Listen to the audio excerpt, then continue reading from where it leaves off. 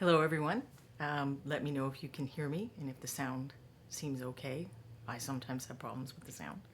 Let me just make sure there's no cords that are going to get in front of the camera.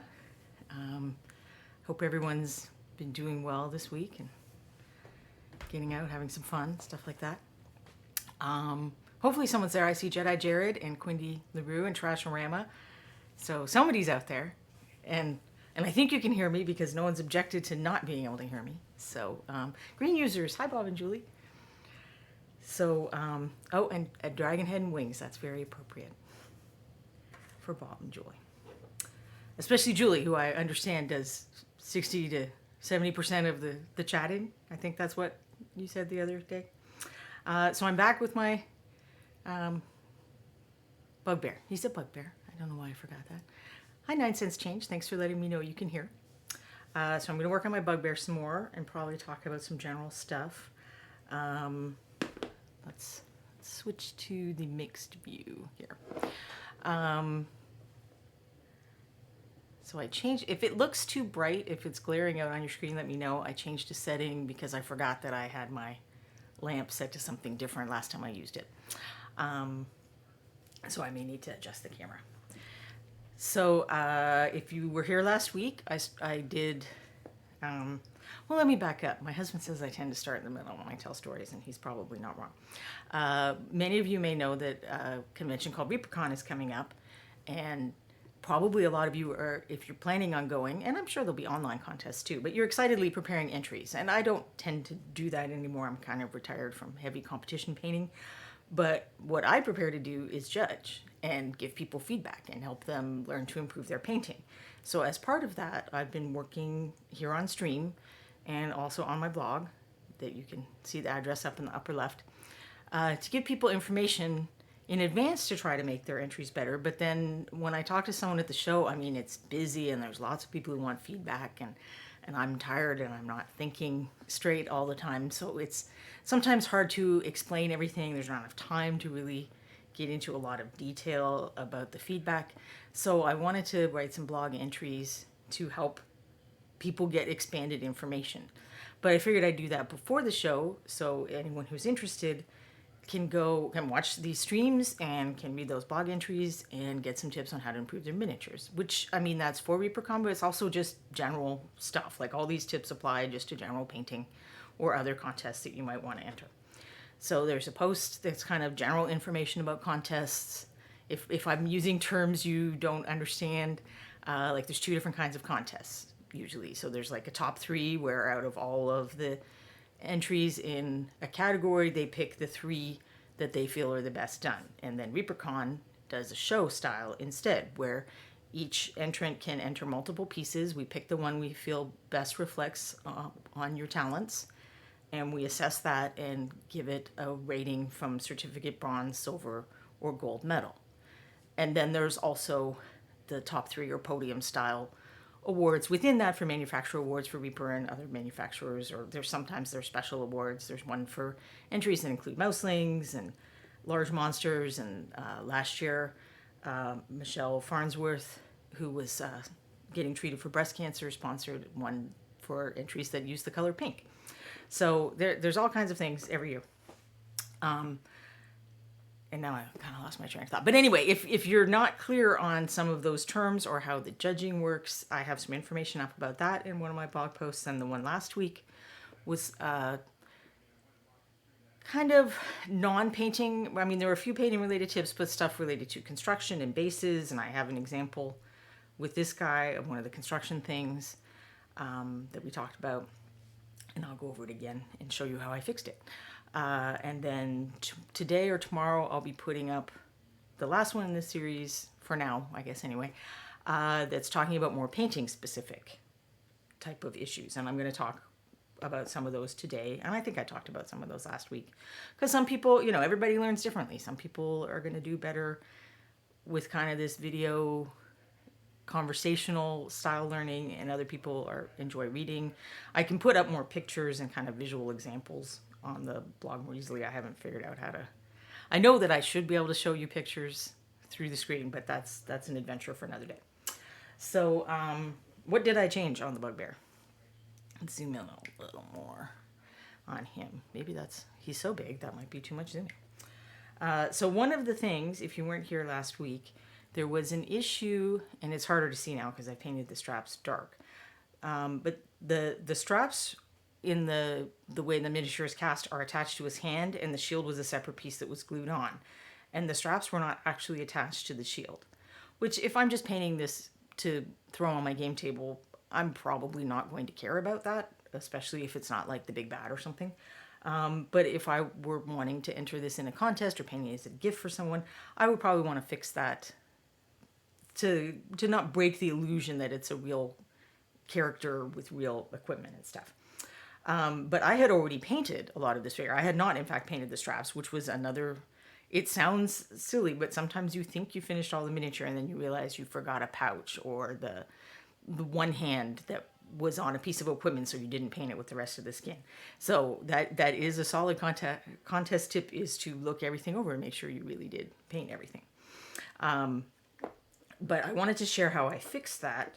And there was another piece I showed last week where the figure's foot had come unstuck from the base, so it was pinned on one foot and that was still solidly attached, but the other foot was just kind of free floating and it looked silly, and I would fix that the same way. So what I got was an old blister pack, and I cut a piece of plastic out of it. Let's see. I wonder if I put this against something darker if you'll be able to see it. So I cut it, and nope, that did not help at all. In kind of a triangle, so a long triangle. So I put the glue on the end, so I dipped this end in the glue, and then I slid it under. So I would fix the foot the same way. I'd slide it under the foot, trying to get as little glue as possible on any of the paint that I had already done. And I did the same thing with this and then held it in place. It's not perfect. If I were really doing this as a contest entry, I would probably want to go in with 2-part epoxy putty or some other kind of gap filler like molding paste and fill that in so that it really looked like it was connected, but I'm okay calling that good enough for now. So that's, I find lots of little ways to use these old blister packs, so I don't throw these out. This one was used as a wash cup. You can cut them. I think I made a shattering glass once years ago, and I think I actually used brush protectors instead. It's a slightly thicker plastic, but there's all kinds of things you can do with these. I put the glue on them and then use a toothpick. So I don't like to actually take my bottle of glue and, squirt right onto the figure, even if there's not paint. I would risk, getting a big gloop of glue all over. So I prefer to dispense some on like a plastic plate or something like this, and then use a little toothpick. A toothpick works for most things, and it's better for some things because you can kind of, if the cavity's rounded or indented, you can dip the glue in there with those pretty easily. But when I want to get it on a flat surface, I like these little plastic strips. But since I'm not great at gluing, so I'm sharing what tips I have for others of you who may be not great at gluing or stressed out. So I did not trust myself to do that on stream and get it done quickly. My husband started coming to me while I was doing it. I was like, get out, wait until I'm done. And then also I would just have to stand there and hold something for a few minutes, and that's not exciting for you to watch. Let's see. Bishop Odo says he made a stained glass golem with mini packaging. And wow, that sounds really cool. I'd like to see that. But yeah, it's creative reusing of the blister packs. What else did I... So I painted his face as well because it's small enough and the way everything has to get set up for me to do the streaming. I thought so I just painted the eyes black and did a tiny little reflection dot, which I'm not even sure you can see. And then so here's another tip. And most of you probably already do this, but just in case it hadn't occurred to someone, when I was looking at his mouth and I just had like a brown wash over it from doing the fur or something else, I was like, what is happening here? It's like he's got 3 sets of teeth. For some reason, it didn't occur to me that the middle part was a tongue. So I went and looked at somebody else's painted version, and then I'm like, oh, it's a tongue. So when you're in this situation where you don't know what something is on a figure, go ahead and look up other people. So I went to the web store first, and there isn't a picture on the plastic version of this guy, but there is a picture on the metal one. And then I just also did a Google search on the name of the figure and saw some other examples. And then I was like, oh, okay, let's paint it as a tongue because that's what it is. So Pendrake asks, what did I have against the notch on the shield? And I'm not sure what you mean. Which notch? I did not. Oh, there's a notch right there. I did not sculpt or adjust anything else on the figure other than gluing stuff on. And what you can see here, let me get my specs and make sure that what I am seeing. So actually it has come off, and part of the so it had to come off yesterday too. So it is off there, and you can see a white mark there. So what happened is I was gluing plastic surface to paint initially. So of course it ripped off because the stress on, the paint's not designed to hold stuff. So when you are putting things together, if you had to do some painting on a miniature and then do some assembly, scratch off the paint at the contact points, because the contact point, nobody's going to see that, because you want to be gluing surface to surface. And I did reglue it, and I think just there's enough stress on the shield pulling away that it's not going to hold, and I would have to fill that if I really wanted it to look good. But again, it's a bugbear. I'm not going to sweat it too much. Well, it's a sample to you of what you would do if you wanted to make this a more finished figure. So that's all I did on the face, was I just painted the eyes and the teeth and the tongue. I had done some work on the skin last Monday on stream. And then also, if anyone didn't catch it, I have done a similar exercise with a humanoid figure, a human figure, a blacksmith. And that I think it's episode 3 if you go to Reaper's YouTube channel, or if it's still here on Twitch, it was from June 14th. I'm pretty sure mine came with this number of spikes on the shield. It's possible that it was this probably was even from before Bones 1. I think this might have been one of the original figures. I'm not 100% sure, but before Bones 1, we had taken some of the figures and we were going to conventions and we were letting people step on them and stuff. It is entirely possible this is a figure that got damaged in being hauled around and looked at by multitudinous people. And then I decided to paint it anyway. I really don't. I've had it at least since Bones 1, if not before. And I took it to paint and take and stuff like that. So it is possible that the plastic got damaged and I'm just not now remembering it. But if it did, it was an unintentional thing. Okay, so what else? So the post I'm putting up today, I'm going to talk more about one of the things I talked about with this guy was one of the things that works with him is that the color scheme, and I'll even go out smaller, the color scheme choices make it fairly easy for you even at a distance to see kind of what he is and what he's doing. So it's like this part's skin, this part's equipment, that's the weapon. You can visually see that pretty easily even at a distance, and that's a really good foundation to do on a figure, regardless of what style of painting you're doing or what techniques you use, tabletop display, anything like that. Any kind of painting you want, because our guys are small, you want the viewer to be able to tell at a distance or in a small web store photo or on Facebook or Instagram or however people are looking at your figures, you want to grab them at this distance to make them want to look closer. And choosing colors and values. So here's my handy dandy value scale. So value is the light or darkness of it. And then choosing colors that are strongly contrasted. Choosing textures. So the fact that this is a textury bit next to his smoother skin. Those are all things that help the reader or the viewer read your figure and get a bead on what it is and what's happening. So I would say I did a less great job of that on this guy because the values are all really similar. So from a distance, everything just kind of blends together. So this is something I'm very much so worried. I mean, these are older figures, but they're they're not so long ago that I shouldn't have already learned how to do this. So if you look at them closer, you can see there's a few more details than you might have thought, but the details kind of don't. The details aren't what suck you into looking at something. So Valander the Red says, I found a better solution for bending large bones and bones black minis than a heat gun, one of those steam wrinkle eraser guns. That does seem like it could work well. I guess you probably have to be pretty careful of your fingers, but that does seem like it would be effective. If I ever iron things, I might get one of those and find out. I might get one anyway and find out. And I have some more examples of this kind of idea on the blog post that's going up. And I'll show you another one. So this lady in the bikini, maybe I'll get my gray,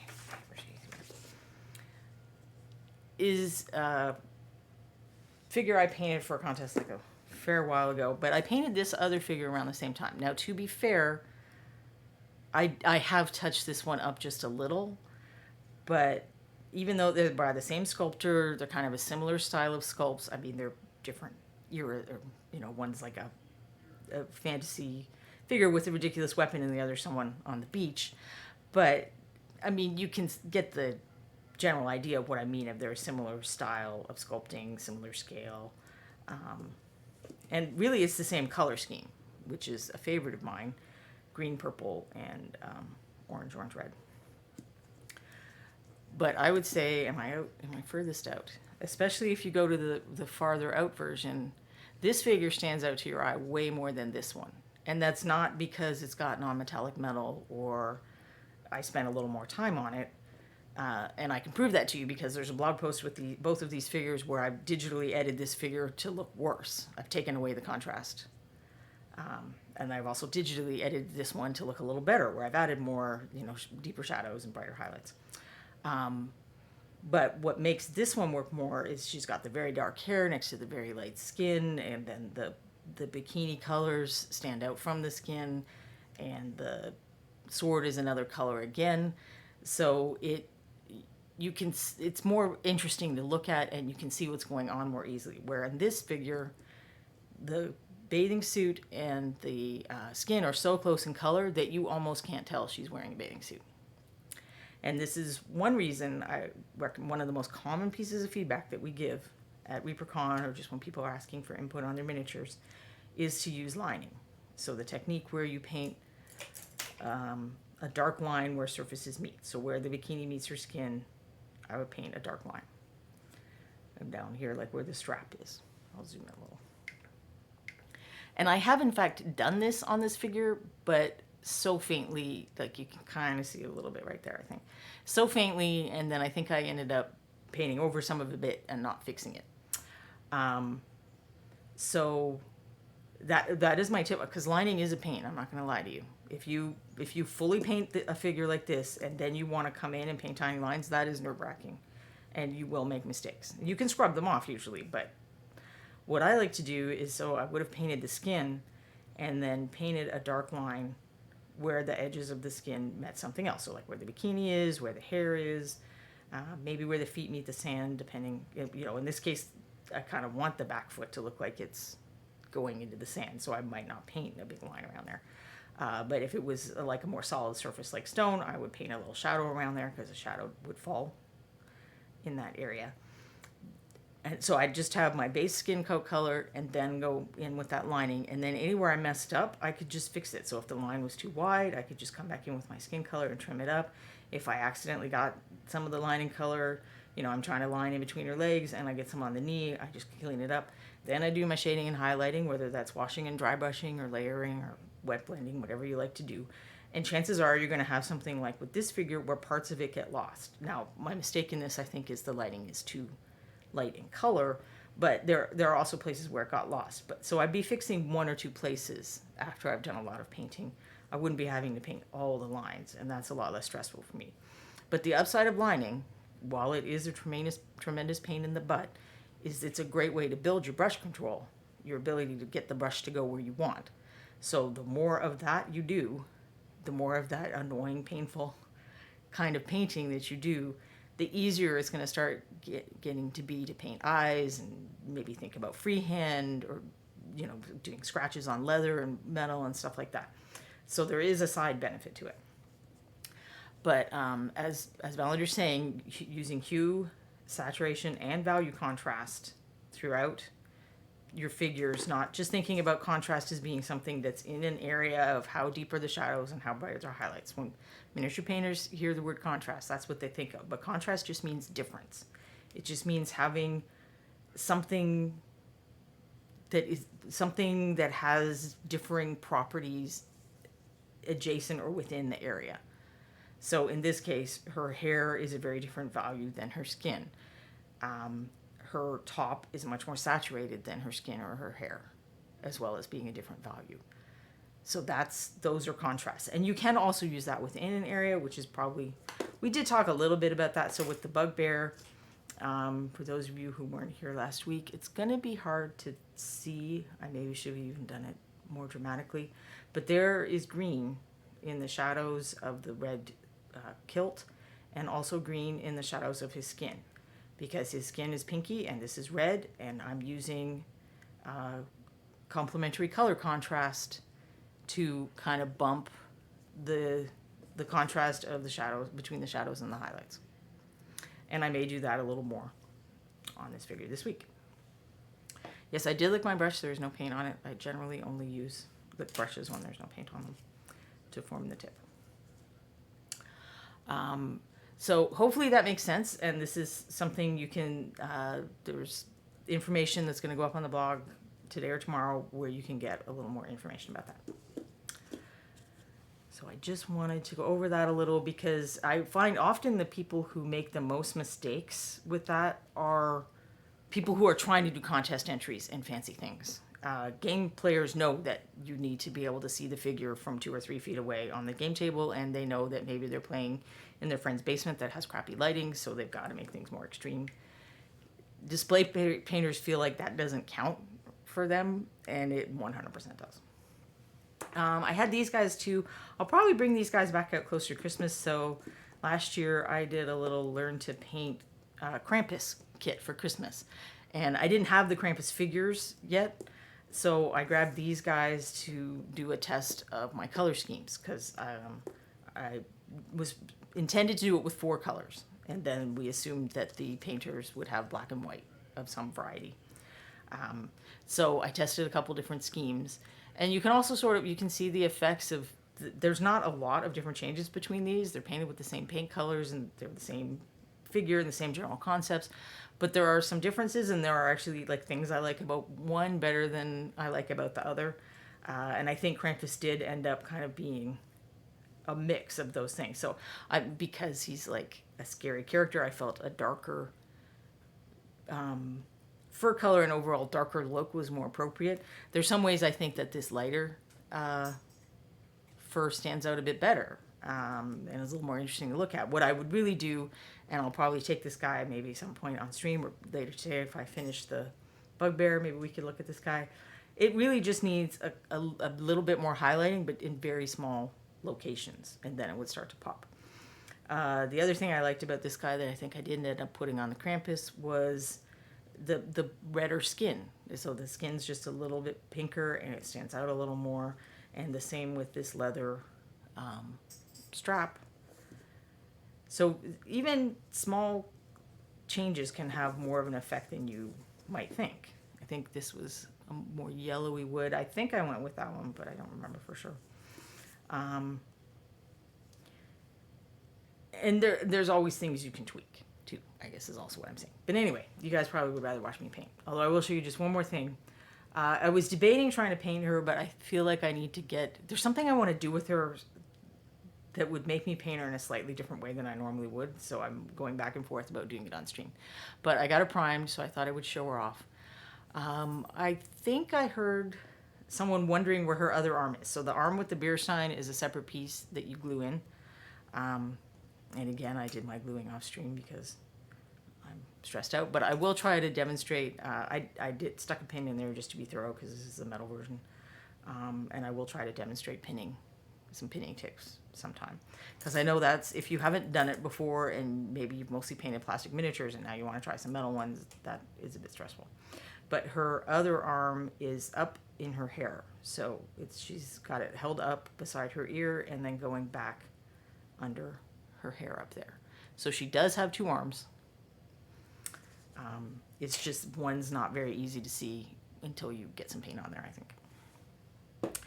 So before I get too much into painting, if you have some questions about anything I've talked about this week or last week or contest stuff in general, pop it in the chat and I'll try to address that as well. And we'll see how the focus treats me today. So this was just the paint that I was using to paint his eyes and stuff. This looks really blue, but it's actually blue liner. But it's from last night. And I may have put the lid all the way on. This is why I use wet palettes to keep paint fresh during a session. I don't really use them to keep paint good from one day to the next. I will occasionally just do a touch up on something if I've noticed problems with it.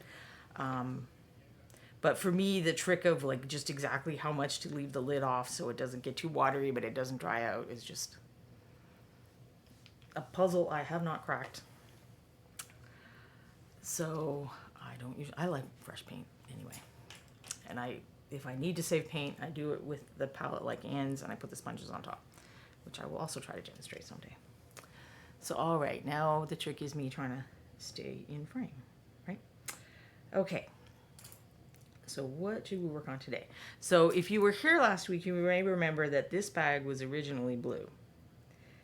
And there is no other blue on this figure at all. And not really a lot of ways I can see to put it in. Okay, there's some dark blue in the shading on the metal, but that's a different kind of, it was kind of a teal blue. It was just like, why is this here? Why is this, it's off to the side. Why is it drawing attention? So I have repainted it to be the same basic color as these straps. And that was also my intention for painting the straps that are only kind of glued down on the shield. So I used what probably really was the original color for this. So for most of this guy, I'm going to be trying to use colors that I know I didn't paint him with.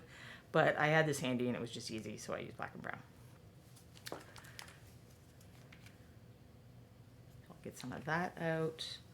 I will use blue liner to make shades I might need. And then I got the Krampus colors out just in case, so I'll use Auburn Shadow. So this is kind of a reddish leather. So I want to keep that. I probably actually used Intense Brown, but this is also reddish, so that's fine. And I think I'm going to add some, like his leather, I really like how it looks, but it doesn't look very bugbearish. So I think I want to try to add a little more damage and stuff while I'm painting the straps in the bag. So I'll probably want to go up a little in color. And I have a couple of ways I could go with that. So I could kind of keep with the reddish idea and do an off orange. So I wouldn't want to do like a bright orange. Like that doesn't match the other colors. But kind of a slightly desaturated orange would work. A skin color might work. This is a dull enough skin color that I don't think it would work.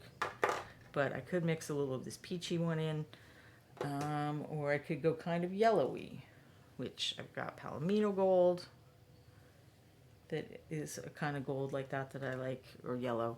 Oxide yellow is a similar idea. That's like, now I'm totally forgetting though.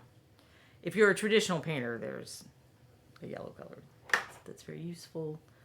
Where was my other one? I was thinking about kind of the blonde shadow. But now that I'm here, I'm going to go with the burnt orange. And if we need to go lighter than that, I'll just see what I figure out. I shook these paints, well, most of them. I may end up getting some colors that I didn't shake, and I will have to shake more. But since I use a vortex mixer, I shook them while the starting soon screen was up. All right, so today I'm using this. This is almost maybe even too, this will be good for the detailing, but I don't know if it's too small for the other stuff. But no, let's go with it. I do try to avoid doing a ton of mixing with my nice brushes. If you're worried about the cost of nice brushes, that's one thing you can do to keep them longer, is use them just, make sure you're just getting paint on that first third or so. That helps preserve the brush. And then you probably heard the water sound, and that was me rinsing it out. So I'm just going to add a little bit of shadow to some of the places that hadn't gotten painted yet. So when I originally painted this guy, I primarily used the layering technique, so I'm going to use some of that now. But for distressing the leather, I'll use a slightly different technique. This is weird. I think my hands are actually shaking, which just does not happen to me very much. That's why I am a mini painter, because my one talent in life is holding still. There are people who shake, so if you are someone who has shaky hands, don't feel that that means you can't be a great miniature painter. If you go on the actual Reaper forums, so if you go to the website, up at the top somewhere, there's a thing that says forums. There's a post in the, I want to say, painting tips section, and I think it's pinned at the top, so it should be easy to find. But there's a gentleman who has a condition that makes his hands shake quite significantly, and he shares some tips for devices that he's made and ways that he's cooked up to deal with shaking hands. That I think is a great service to the community. He's got some YouTube videos demonstrating his setup and some other tricks that he does. So if you do have a problem with tremors or just being not the steadiest person in general, that is worth checking out. My main piece of advice is, and it's hard to, I don't have the camera angled right to see, but so first of all, I've got the miniature on the holder. And that helps because I can move it into all kinds of positions and hold it steadier with my holding hand. Then, let me zoom out just a little. So I will usually brace my holding hand against the painting hand somehow. So some people like this, like there's a little cup. If you curl your hand and then you've got your knuckle on your thumb, you can do that. And that helps. What's the other one I've done? Oh, right. So there's like a indentation there, and you've got a bump there. You stick those together, and then you either have your elbows braced on your painting, your desk, your painting surface, or you have them tucked in tight against your body. So the goal is to kind of lock everything down except your fingers. Which is, if you do traditional art, it's like literally the opposite of what you, because they're always like, draw with your shoulder and stuff. We're trying to do the opposite. We're trying to lock down all movement to just the detail movement of the brush. So, but what he's demonstrating in his videos is if you are unsteady enough or have certain other medical issues that doesn't work for you, it's like a brace that you can put your hands on completely, and some other tips like that. And I like to share that because, I don't have a huge problem with this. The bracing is usually enough for me to deal with it. And then I know I had this thing. So there's the mini holder that's in the hobby box. And I totally had this on my desk like yesterday. But it's got a little thing that you can brace your hand on. There it is. And I have a different style of these from another company as well. And now I'm going to be all forgetful and hope that somebody in chat remembers who the very kind of people are that put this in our box, because I don't think it actually says on here. So this is another idea. So let's just stick this guy down on the putty. And I'll have my brush so I can rest my hand against this and then get in to the little details. Come down here and I'm still bracing my hand there. And maybe I'm trying to do that lining that I talked about, because it looks like he needs some of that too. Maybe we can practice lining later on this guy. And that'll help pop him out. So there are fancier holders than this, which is just a spool from Joanna Michaels. Well, enjoy your nap, Valander. And thank you to Quindy for sharing the link to that video that I was talking about in the chat. Game Envy is the company that makes this style, and then there is another one that theirs are wood and the brace is metal. And so everyone in chat is just talking about how Quindy is very mean, even though this is not true, and she's actually very helpful. I guess that's the downside of watching these videos later on YouTube, is you're not getting all the links that Quindy is sharing.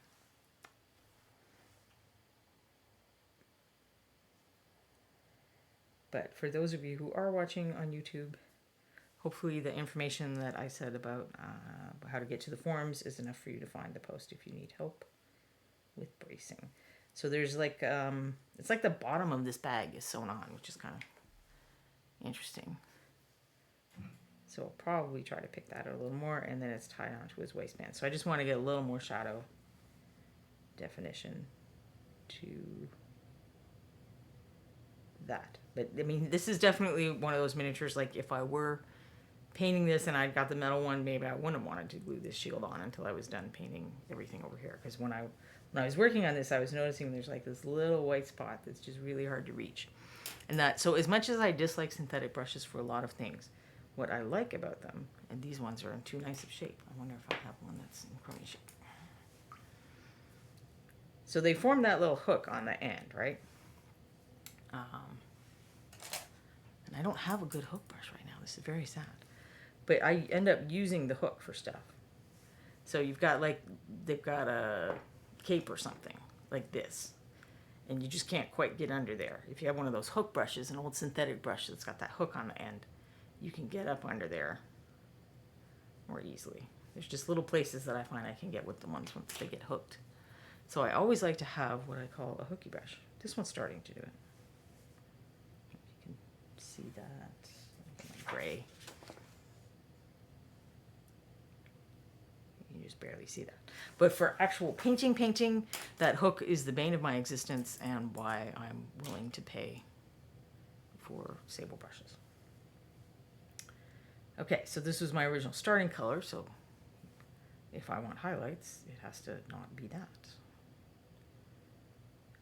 But since I'm going to paint it kind of like rough leather, I'm not going to get too refined with the highlights. Lord Jade says, that's 96% of my brushes, changing my name to Captain Hook. And Trash says the old hook and rush. Yep. The hooky brush has its place, but that place is not in my face, not in my day-to-day painting.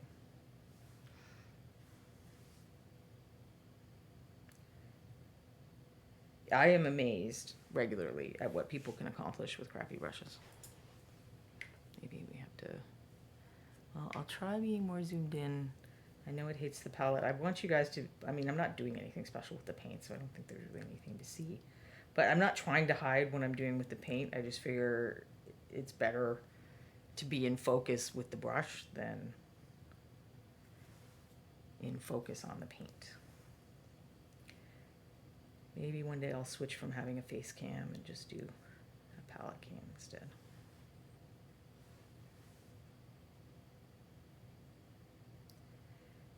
But I admit I'm kind of like a Goldilocks about my brushes. I'm very particular.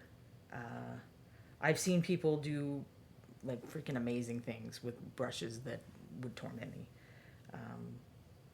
Definitely one of those is James Wapple, who I know Lord Dave follows a lot. I was watching, if you're on Facebook miniature groups, you may have seen stuff posted by a couple. Their kind of studio name is Craft World Studio, but it's husband and wife or boyfriend and girlfriend. I don't really know their marital status, but they both paint basically as part of the company. But they did a YouTube video recently. It's probably still on their channel, although I don't think they're leaving it up forever. And he was demonstrating his painting techniques while she was kind of explaining and answering questions in the chat. And they do these really cool things with color. Like they do stuff with color that just blows my mind. And I wanted to know more about their painting techniques.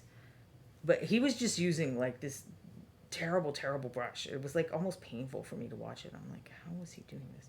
But he knew it was terrible. I mean, he said this is like a crappy craft store brush that cost me like 80 cents. So there are wizards amongst us, basically. Well, I mean, we're all wizards to one degree or another. But I feel like James Wappel, who I love, and I think his painting is great, and he's definitely worth checking out. But to me, what he does is chaos magic, and I'm like an order magic person. So my brain just cannot compute what he's doing. So right now I'm just mixing up from here to here is too big a jump, even for I'm trying to do, worn out armor. So I just want to have something in between.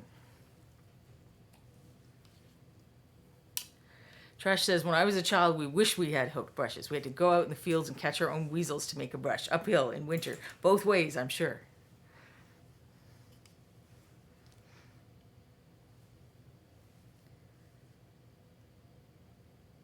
So if you remember when I was working on the blacksmith, I used this weird brush, and I had another weird brush that was specifically for stippling.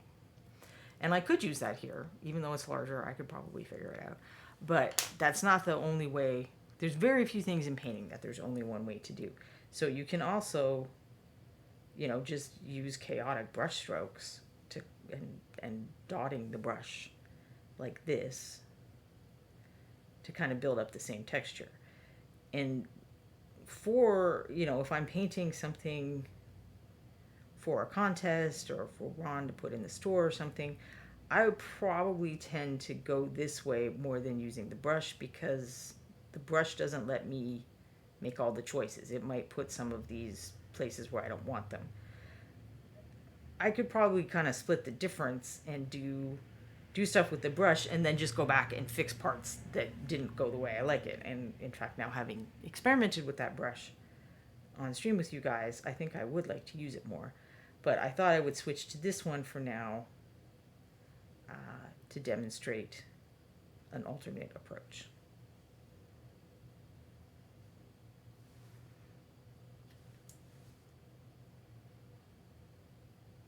So I'm just kind of, dotting it, dragging it a little. I wouldn't use probably my best favoritist brush for this, because some of that motion, the stippling and stuff is a little harsher. So I would probably keep this is a brush that's great to do eyes with brush for doing eyes, and get one that's a little more worn out, or maybe it's got some of those, sometimes you get those brushes where some of the hairs just seem to be a different length than the others or something. Now, if I just have one, it's not rare to get a natural hair brush where there's like this one stupid hair that sticks out. I mean, very occasionally I've had synthetic brushes actually that have stuff like that happening.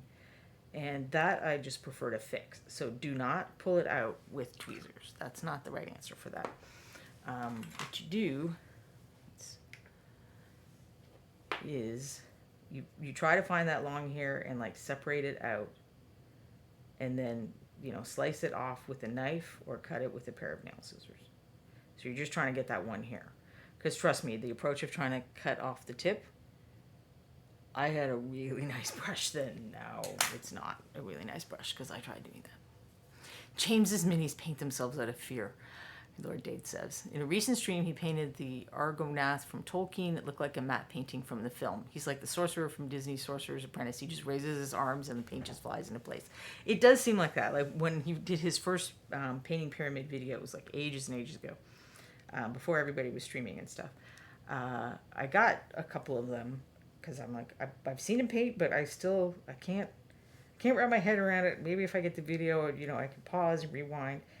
And it just seems like there was this part where it's like, okay, so it's kind of a random pile of crap, and then 2 seconds later, and now it's an amazing miniature. And I'm like, I don't care how much I rewind, I'm not getting it. But I don't think that means that he's cheating or that he's a bad teacher or something. I think there are just things that all of us, everybody learns in a different way. Everybody's brain works in a different way. And there are, I'm sure, people who find my method too tedious and constrained, and they would love his. So luckily there are a great many different options out there now.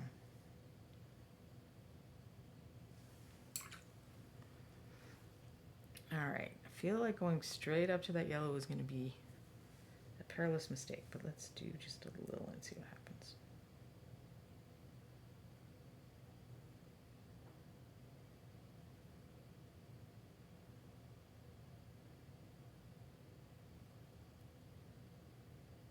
So I'm also trying to think about if this were real equipment and this were a real guy, where would these things be getting more damage? Like the wear and tear is not going to be going on the inside of that depression where the thing is bolted to his shield. That's not coming into contact with stuff often. These little surfaces, like, this edge of his belt, this edge of his belt, where the bag is sticking out more, those are the places that are going to be getting more wear and tear. So it'd be natural to paint them. It would look more natural to paint them as if they're more damaged areas.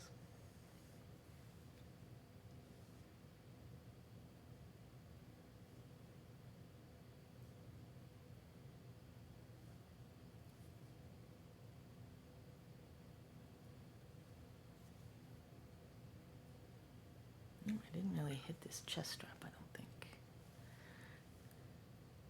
Lord Dave says there are those of us who enjoy learning from both of your styles, and I'm glad that you have the luxury of doing that as well. Tress says some of us just can't learn, period. I just hold a model up and blow paint through a kazoo and hope it lands on the model. Well, that's certainly a technique, but I bet you're also wrong. I think as long as you try, you can learn. Some things are going to take some people longer to learn, and that is fine too. I feel like a lot of this has taken me a long time to learn. Like, I got a really quick start, and then I really kind of slowed down in the middle, and I've seen people who pick this up and they're just out of the gate pushing themselves and trying stuff and learning, and it's very impressive. All right, so the leather's not like the key story of this guy, so I think that's good enough for now. I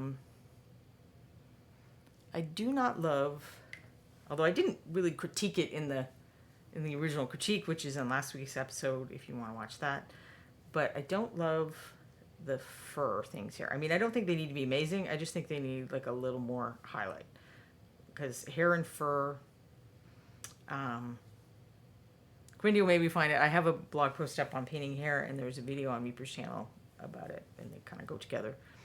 But hair is the one sculpted texture that visually looks different than the way it is sculpted. So I don't think I have, yeah, I do have a lady with hair. Let's get her back for a minute. So if you look at her hair, the sculpt is very vertical, but the way light reflects on hair, the way light and shadow appear on hair, are very horizontal. So there's going to be like a band of light where the curve is facing up, and then there's going to be a band of darkness where the curve is facing down. So that's literally the opposite from the way that it is sculpted. And that doesn't really match anything else. Like if you look at the stone, and I dry brush the stone, and that's going to look fine, and I dry brush the wood on the back of the shield, and that reflects how the texture works. Most things, like I don't know if I can think of another thing other than hair where the sculpt is really at odds with the way light behaves on the object. So to me, even if I'm, dry brushing, I want to try to keep that in mind. So kind of with these guys, I didn't make the amount of dry brushing equal everywhere on the figure. There are areas where I did a little extra dry brushing because this is his little butt, and if you look from that is poking up towards the light, and his shoulders are poking up towards the light, and his big belly is poking up towards the light, and his chest muscle. It may even be more obvious on the gray one. So it's the darker here and lighter here, just like the girl's hair. So even when you're dry brushing, you can still use some of those same principles. I will instead use probably side brushing, which is what this is. So instead of just kind of rubbing the brush all over the texture, I'm going to have the paint on the brush, and I'm just going to draw it over the area of texture where I want the texture to pull it off. Because I'm holding the brush perpendicular to the texture, Ooh, wow, that's way too close. Let's zoom that out. So I'm going to be holding the brush perpendicular to the texture, and the texture is going to pull the paint off the brush, but just where I want it to. Trish says that video has changed the way a lot of people paint hair. No joke. I link it in Discord a lot. Well, thank you, Trish. It took me, so when I was learning to paint, there was this painter, and she's still around. Her name's Sue Wachowski. She doesn't paint as much anymore these days, though, unfortunately. And she was like the master of painting hair. But it just worked out that she didn't happen to teach that class while I was really interested in learning how to paint hair. So I kind of had to work it out on my own. That's one of the first things that I sort of worked out on my own, and then I was able to take her class. And it was interesting because I got to roughly the same place she did, but in a different way.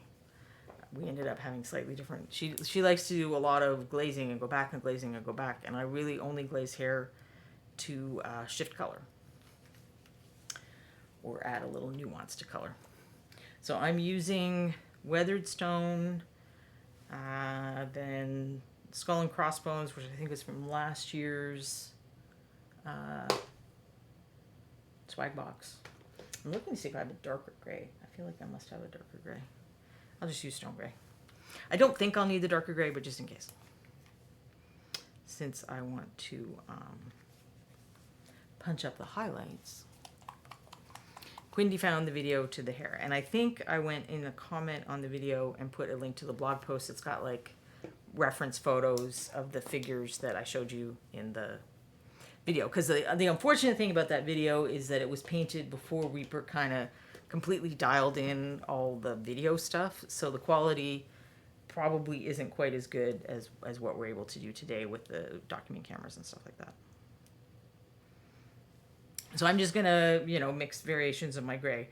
For the people who missed it last week, so I'm talking about kind of editing a current figure. And that can be a scary idea, because you're like, what if I don't remember what I painted? What if I'm not sure how to make that color again? And one of the reasons I'm trying to do this with the colors from the Reaper swag box is because I know for sure I didn't have those colors when I painted those. It's not don't necessarily have to have the same color. What you need to try to match is the value. So as long as I have something that's kind of gray and I start with around that color, I should be able to work up from there and it won't look weird. I don't think I have my photos of an example of that, but there are some photos on my blog in some of the contrast stuff of a Victorian lady that I painted, and then I went back and added a bunch of contrast to her. And let's see, is it focusing on that part? So I'm just going to drag the brush over those parts, because I don't want to go in the crevices. They're pretty deep crevices. Those are folds of the fur. I just want to kind of pop these little spots a little and get a little more life and interest to look at.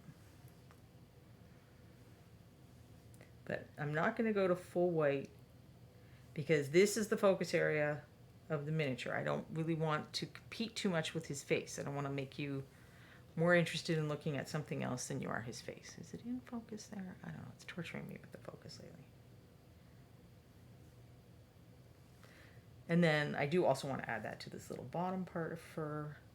And here's where having the handle's handy. So what I want to do that motion, but my brush is up against his face. So I'm going to turn it over. And now I do have to try to remember that, okay, I'm painting a highlight, so I'm painting it in a weird location from this angle. But if I remember where I wanted to do it when I turn it over, oops, it should still work.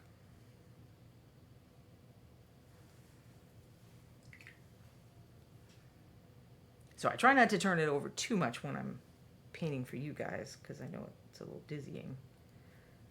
But we'll just do that again to get the top highlight. So it's really, you could even almost dot it, just go up and down if you're worried about getting it in too big of an area when you get to those bright highlights. You just go, like, be a little crane and go up and down. And I think you can see the texture a lot better on those now. Here, we'll compare it to the back, where, I did some stuff. I mean, there's shading and highlighting there.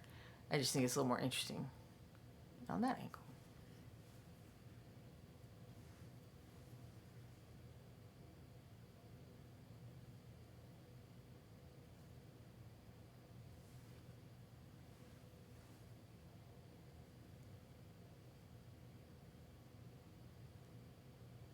Now, since this area, his hands over it, it's going to be shaded a lot. It's not really getting light. I'm not going to put too much highlighting down there.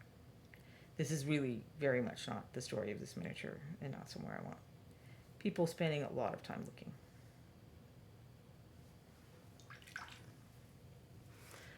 All right, so that is an example of adding more contrast to a miniature, even if you've already finished painting it.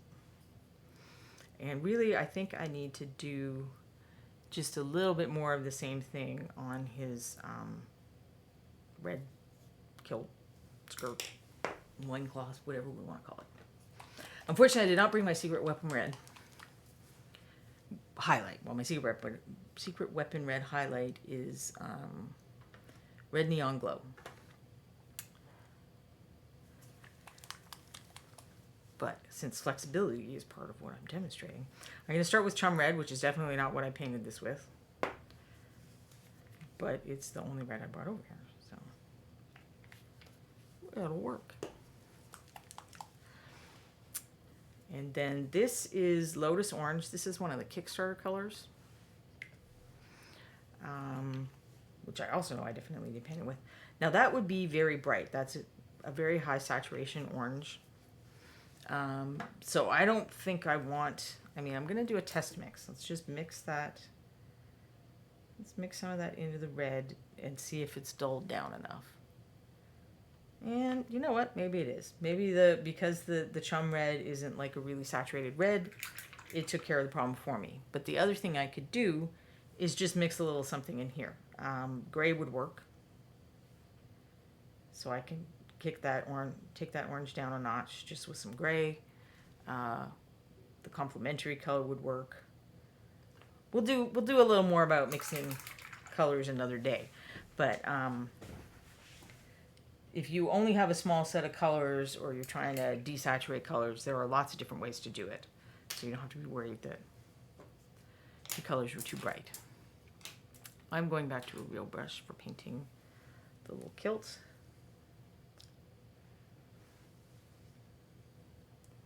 And hopefully he's going to stay in focus.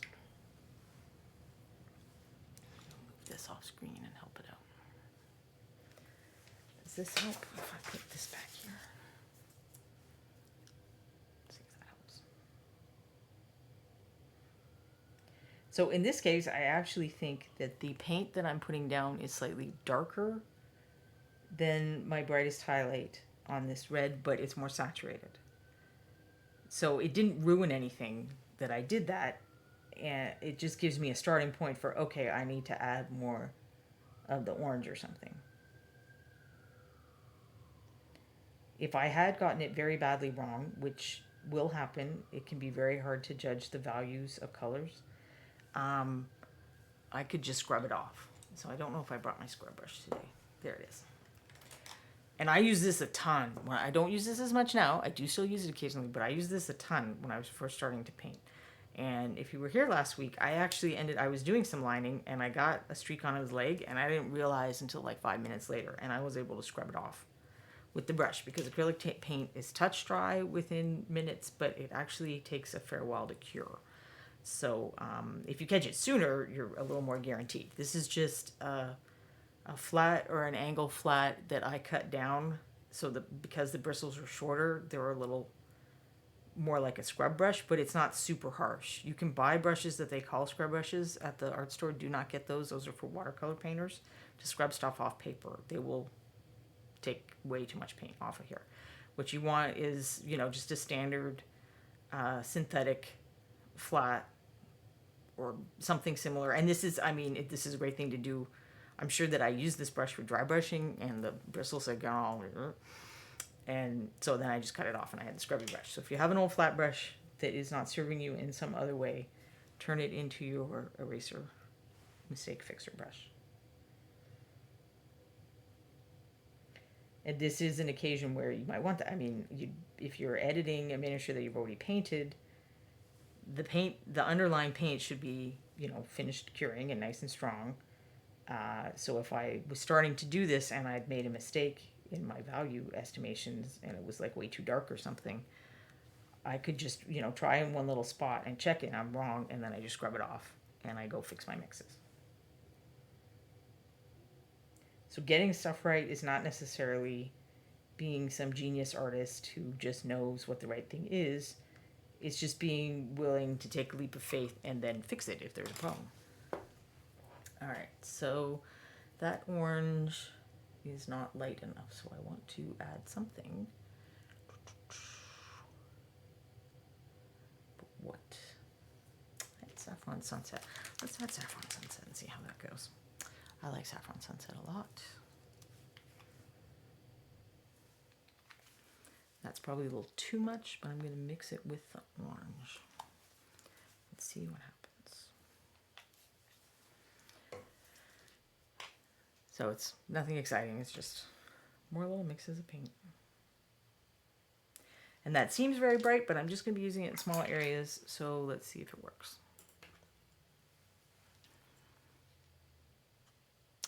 Trash Mirror asks, would those Dollar Tree makeup brushes work, or are they too soft? They may be too soft. I mean, if you cut them off really short like that, like if you have one that you didn't love anymore, you probably want something that isn't much bigger than this to be your eraser brush, though. Like, because you're probably not going to be erasing like large areas. It's going to be little streaks and stuff where you went wrong. So most of those brushes are larger than that. I think this is the smaller one that I found. I haven't tried this one yet. But let's take it out and let me feel the bristles.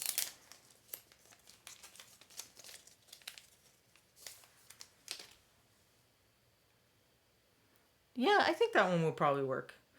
Some of my super poofy ones, these are super soft. I don't think that the brush hairs are stiff enough, even if you cut it way down. I think it would still be too floppy, where this is a little sturdier. This shape of brush, I think, is also part of what, where the ferrule's flattened there instead of round.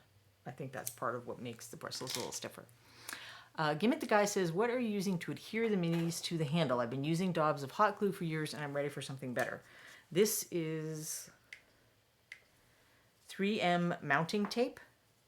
I've seen it in Walgreens. I've seen it in big box stores like Walmart. I've seen it in the hardware store. I think I've even seen it in the grocery store. So it's not hard to get, and it can hold a surprising amount of weight. So this is double-sided. They've only got the paper stuff on one side. You cut off the size that you want, and then you stick the miniature down with it. This is a metal miniature. It's actually quite heavy, and I have no qualms at all about doing that. So it's very good. In fact, if anything, the problem is when you get it up later, you sometimes need to use a sculpting tool or something, just slide something under the base to pop it off.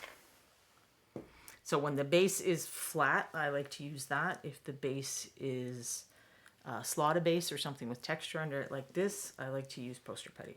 So this is a flat base that was on poster putty because I was showing this handle, and it would have fallen right off if I hadn't done that. But if I put this figure on there, it's good to warm it up with your fingers first, and then you kind of circle it down. Again, that's a metal figure, and I don't have any concerns about that falling off. I do have concerns about me knocking the handle over, though, so I am going to take it off of there, since that is a fully finished miniature. And I keep a little small size pair of scissors in my painting area to cut that stuff up with. All right, so I'm going to try a little more highlight on my red.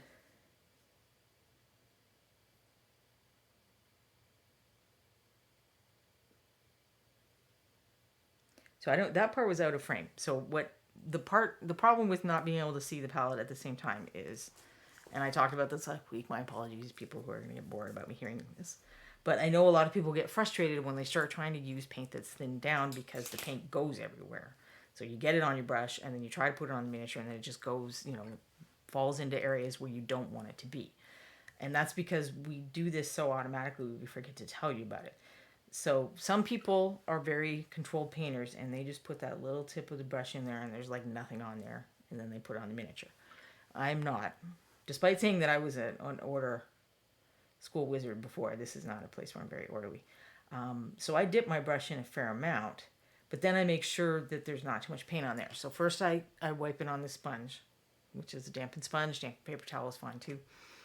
My opinion is that the damp probably keeps the thing you're wicking it against from taking out too much water. If I only have dry paper towel, I will use dry paper towel. So I do that. I wick it off on something. And if it's really fine work, then I will test it either on my thumb or on like my handle. If I hadn't painted this yet, I wouldn't mind if I, tested it on the base.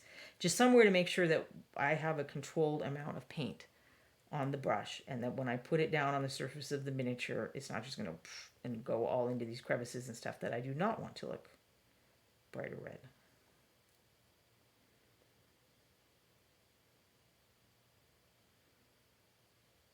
Because this isn't detail work in the sense of, freehand or painting eyes or something. But when you're applying the top level highlights, you really want them to go over a fairly small area. If you cover up all of your middle color, all of your mid-tone, so you just have kind of shadows and highlights, then weirdly, often that will give you less contrast than if you've got, like, I need some of that middle red to show up, and then some areas where it's really dark in the shadows, and some areas where it's very bright in the highlights. I don't know if that's making the focus go wonky or not. So hopefully that made sense.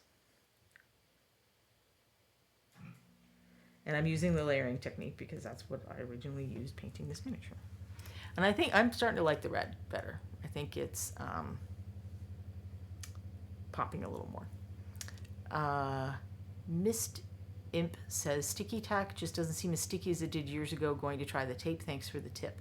There are differences in tack.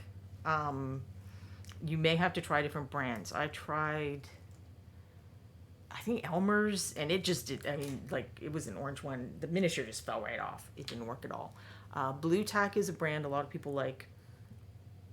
And I have some from Michael Proctor loaning me some when I ran out. And it's very sticky even to the touch, even before you warm it up. This white stuff that I have is actually out of production. Sticky, yeah, I know. It's out of production sticky tack. And when I found out that I liked it, I ordered as much as I could find off Amazon. And I still have one unopened package. So all sticky tack is not created equal. I'm just going to do the straight up yellow in just a few little spots.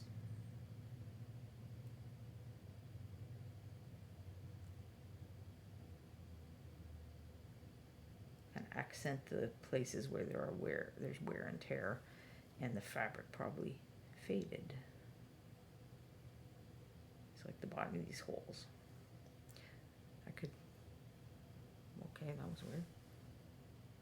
Sorry about that. My light just went out for some reason. Sometimes I touch it with my arm unintentionally, but my arm is nowhere near the light, so I have no idea how that happened. I think that I should probably come in with a little bit of darker paint and go in those holes. So that one you can see all right, because he's actually got some, just straight up holes in his kilt. So I'm going to mix the original red color with some blue liner. Really, it's pretty dark. I mean, you could go straight black or blue liner probably. And then I'm just going to try to... It would not be a terrible thing to go to a smaller brush, but this brush has a good point. So I'm just going to keep with this brush and kind of just try to pull out some of those areas of wear. On the front, it wasn't too bad, but it does look on the back like I had never done this initially. So if you really want something like a hole or a scratch to show up, what you want is like the dark color in the depression, and then you want it to be very light on the other side. So I just filled in that hole, and then I'm going to take my yellow, paint it out and show that it's yellow, and just kind of put it on the edge of that hole, and it kind of accentuates that is a worn out hole.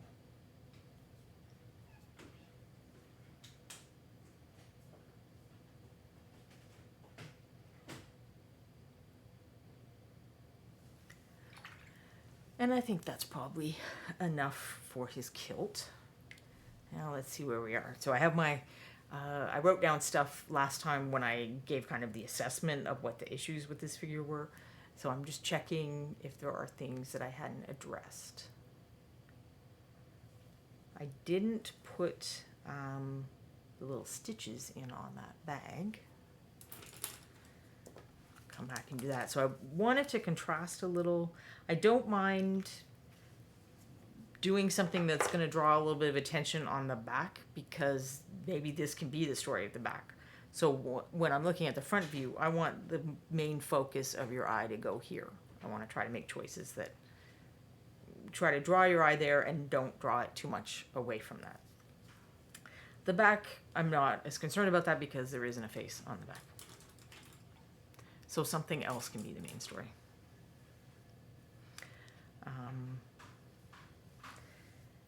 So if this bag were on the front, and I'm not really picking a strongly contrasting color here, I don't think. In fact, it may not be contrasting enough to pick up these little stitches.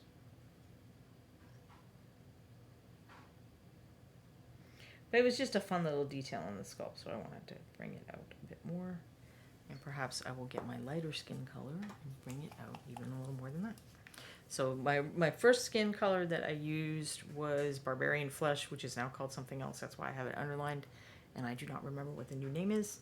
And then Peachy Flesh is the new name of whatever this color is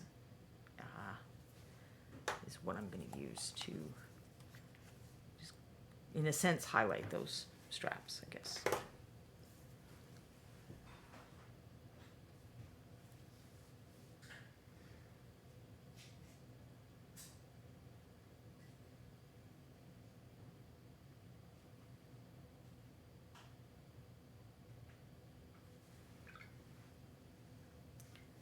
And I like, the green bag has a whole strap thing going on too, but it's more on the bottom. I love how sculptors give us these details, but sometimes you have to make choices about whether you want to bring the details out or just let them be Easter eggs kind of thing. Quindy says the new name of Barbarian Flesh is Swarthy Flesh, and I should write that on there so that I remember. So I like the green bag is actually one of my favorite parts of this whole thing. So I'm debating whether to even mess with it. We probably could highlight it more, but I'm going to leave it for now. I think we'll see what happens with the fur. I feel like the fur needs some attention. And I'll let you guys look at his fur, not the fur on the weapon. And see, I'm just trying to kind of debate what colors to do that with. There's a lot of red going on with him, so I don't feel like I'm going to go red. I feel like I might go with sort of blondish, light brown colors. It might be a horrible mistake, but we'll find out. If I can find my blonde colors. So I blonde shadow. And I would say the darkest color in his hair is probably somewhere in between those two.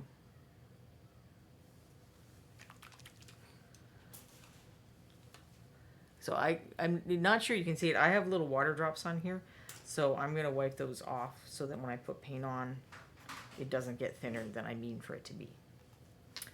Do I have just a brown? Let's find out. Griffin, that actually looks kind of like, it's not the darkest color, but we're not going to paint the darkest color, so I'm going to start with the Griffin Golden Tan, Griffin Golden Brown is one of the colors in the swag boxes this year. Some blonde shadow. And I feel like I have more blonde over here. So there's blonde here. And I doubt I will need it, but I'll go ahead and put out blonde highlight. May need it for just those little pieces. I think my tip is very slightly clogged because that was more paint than I intended to put out of that color. We won't be using a ton of the highlight colors. So that's one of the other things when people tell you more contrast with your highlights and shadows, and you become frustrated because how can you possibly go lighter or darker? Sometimes it's more about where you're putting it. So I'm going to use a lot more. This is going to cover a lot more area, and these are going to be in a very small area.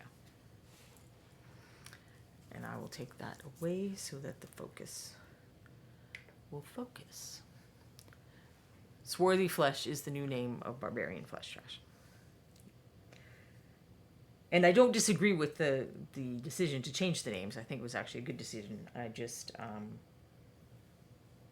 a very forgetful person. I did not remember what the new names were. I tried to get new bottles so that I would not be showing the wrong ones, but I was not able to get a new bottle of that one. Or I did get a new bottle, but the new bottle still had the old label because I had to sell through the... So I'm using the side brushing method again, where I'm just using the side tip of the brush to go over the texture. Let's see if I have a good visual aid. So if you imagine that this is the hair. So that's like a part that's sticking up, and that's a depression. So I want the depressions to stay nice and dark. So I'm trying to use my brush like this, so that the top of the depressions are going to pull the paint off my brush and nothing's going to get in the crevices. So it's kind of like dry brushing, but I'm being more deliberate about where I'm using the brush. So like I'm just kind of under his chin, just drawing it sideways across that texture to pull the paint off in the little spot I think should be a bit more highlighted.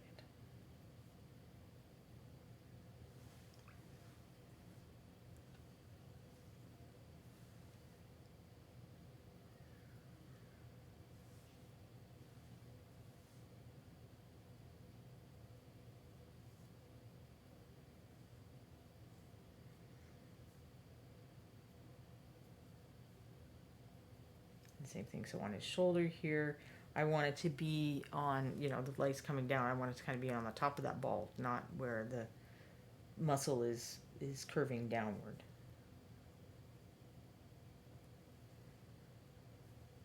And same here. So a little bit here, but nothing in this under part where the muscle's curving downward. Here the foot is held up, so there's going to be more there. There's not going to be as much on that. And there's going to be a little bit on the top of this foot, but the shin is in deep shadow because it's held downwards at an angle, so the sun can't really get in there at all. So there's no highlighting in there, just shading.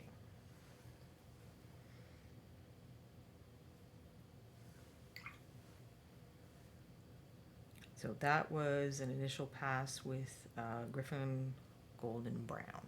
Now I have Blonde Shadow. There's a bit of a jump between these, but I think it'll probably work. I don't have to make an intermediary mix.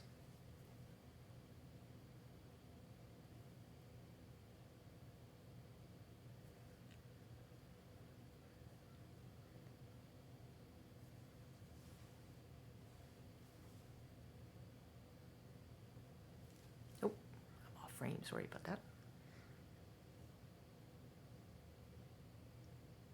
So I don't want to go over the whole hair. I want to kind of create this impression that there are waves curling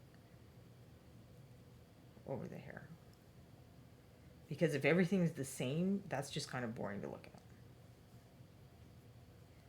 So changing colors in places, changing values in places adds a lot of visual interest to stuff.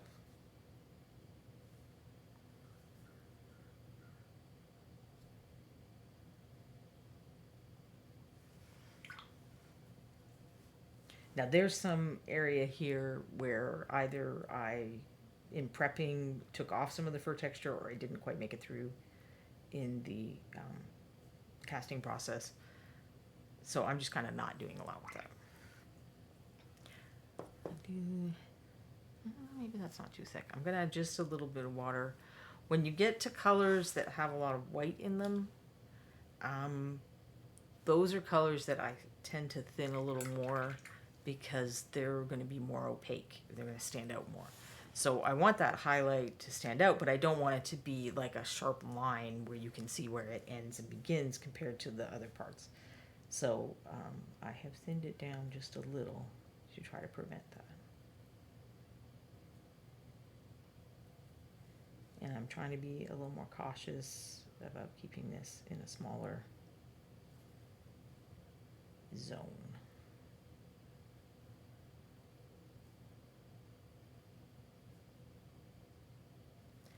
Let's see. Oh, hi, Orchrist Studio. Orchrist Studio. And 28 raiders. Wow, hello. So I'm just, I had painted this bugbear some years ago, and I was kind of editing it or revising it to give people some suggestions for how you can do that if you have miniatures you want to improve, or if you're working on a contest entry for ReaperCon or a display miniature for a friend. Things you could do to kind of kick a paint job up a notch. So I had done a previous stream where I did like a critique of this figure, where I went over some of the things that worked well and some of the things that didn't work as well. And now I'm trying to address some of the things that didn't work as well. And right now, that is his fur.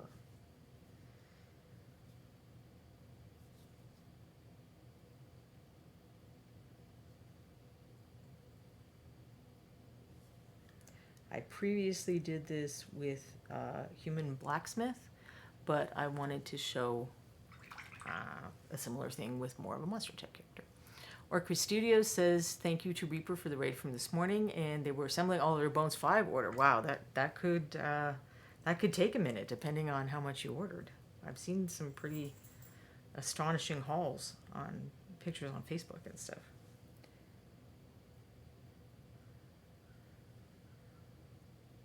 I only just last year assembled my Bones 4, I think. It was something to do during quarantine. All right, I think that's probably enough with the fur. Let me just check the time and make sure we're not like massively late or something. What else could I do on this guy? Dun, dun, dun. Oh, I think I did a bit of work on the steel, and there's probably a little more I could do, but I didn't really add any highlighting to the gold. So I would like to add some highlighting to the gold. Orchrist said it took about 5 hours. Wow, that is a long time. Thankfully, no corset. Most of our orders was the dragons, some monsters, and large beasts. So you're putting big guys together. Well, that sounds kind of fun. So I'm going to do a few touch-ups of the... this is a different gold than I used originally, and I really do like the Bones line metallics. If you haven't tried them, it's a different formulation, and I like it a lot compared to the original or just in general. I mean, I still use some of the original colors, but I find that I do tend to reach for the Bones metallics first.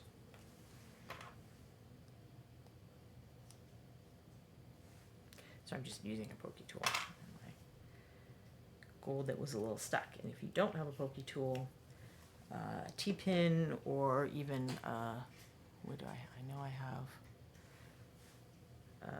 well, this, I don't even know what that is, but that would work. But this is a good tool to use if your dropper bottles get stuck. You having a good day too, Orchrist Studio? All right, so that's, I have that gold for kind of, that was like close to the original color. That one for a highlight. And in case I want to go lighter than that, I'm just gonna put a little bright silver on the palette and just mix it with that other gold.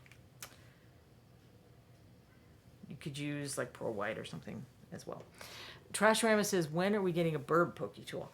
I don't know. I hadn't really thought about that, but yeah, I guess why should Michael get to have all the fun over there? Clever Crow.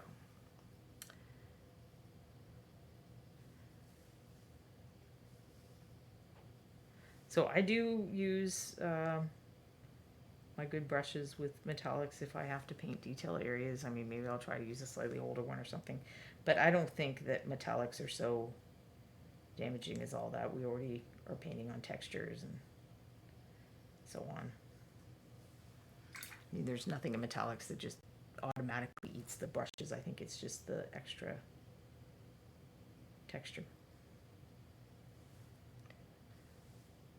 So I had a few spots on the side rivets where the lining had come over where gold should be, and this is a spot where the opposite happened. So there's gold where leather should be. So I'm just going to clean that up.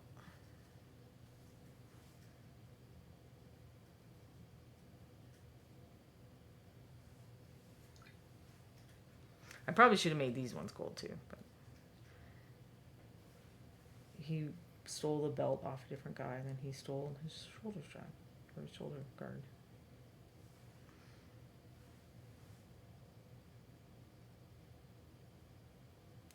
So in essence, I'm highlighting with the metallics in the same way that I was doing on the hair or anything else. I'm just trying to find little spots where they would be receiving more light and using that brighter colored gold on it. So it's not the whole circle, it's just up here near the top. Discussing where reflections would go is slightly beyond the scope of this particular stream, but perhaps a topic for another day. And I am going to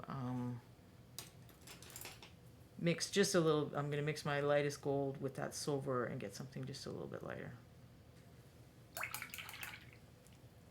And do a top highlight. Now, normally when I'm painting, I like to use a set of separate tools. So I have a rinse cup, and I'll have like a paper towel or a sponge that's just for metallics,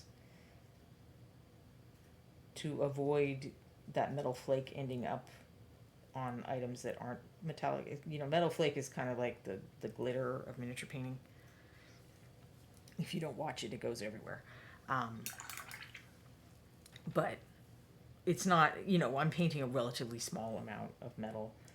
I don't think it's too likely to cause problems, and just for the sake of ease during the stream, but I'm just passing that tip along for you. If you've had that problem where it's like you were painting somebody's sword and then you go to paint the cape and now there's little sparkles in the cape and that's not what you wanted, you may want to have a separate rinse cup for your metallics.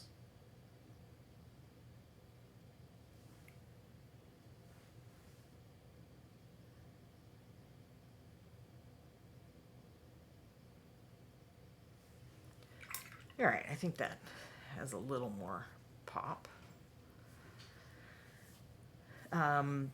Now, one thing that I had forgotten to paint initially when we were talking about how one problem can be that you forget to paint things is these, this piece of equipment should look the same as this. It's got the same sculpted little details on it. So I may address that. I don't think it's super fascinating to watch though, so I'm debating whether there's other stuff that it needs addressing before I get to that. I think there should be a little more of a shadow under his nose to help it stand out a bit more. Let's see.